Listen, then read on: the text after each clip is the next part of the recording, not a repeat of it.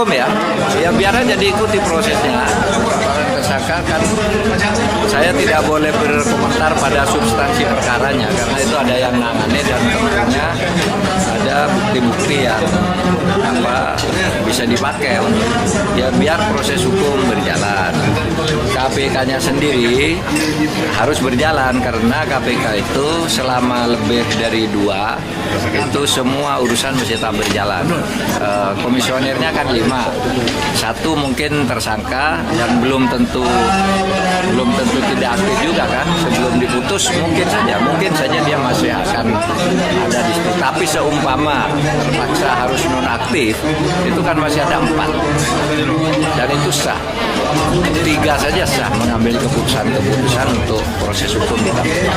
Kami akan lakukan klarifikasi lebih lanjut berdasarkan data-data yang ada di Polda dan tentunya kami akan sidangkan. Kita bisa lihat hari ini kawan-kawan IM57 melakukan aksi di depan gedung KPK dan kemudian disambut oleh pegawai KPK. Ini menarik sekali karena penetapan tersangka Firly Bahuri ternyata disambut riang gembira oleh banyak pegawai KPK. Kebetulan tadi saya sholat asar di kantor KPK dan saya bertemu dengan banyak pegawai KPK dan berbincang dengan mereka.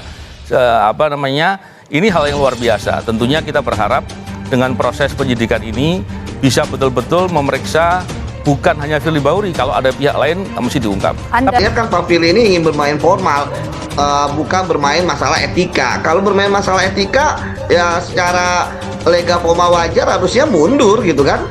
Sejak awal kasus ya kan, begitu ketika mungkin sudah ya Mas Yudi?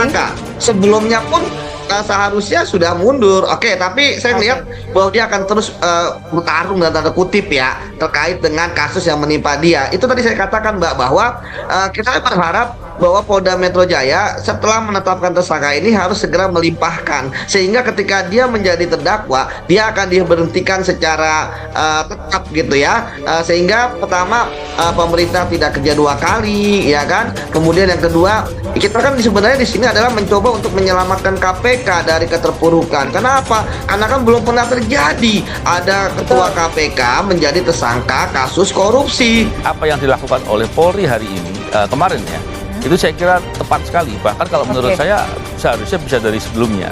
Tapi apapun itu tentunya saya pribadi apresiasi yang luar biasa kepada Polri yang berani mengambil sikap yang objektif dan jujur. Tapi saya yakin ya, namanya kejahatan tidak pidana korupsi yang berupa pemerasan, kalau itu benar dilakukan oleh Firly Bahuri, tentunya kita harus melihat bahwa kejahatan pemerasan itu levelnya yang paling tinggi. Kalau orang sudah berani berbuat kejahatan pemerasan, saya yakin sudah sering berbuat yang lain. Anda menduga? Saya yakin, saya menduga seperti itu. Dugaan saya pada level keyakinan, karena saya punya banyak pengalaman menangani perkara tidak pidana korupsi. Dengan begitu tentunya penyidik harus berupaya untuk melakukan pembuktian apabila ada perbuatan lain-lain. Dan juga begini, kalau namanya perbuatan itu diduga sering, tentunya orang berbuat korupsi kan bukan iseng, tapi ingin mendapatkan harta kekayaan.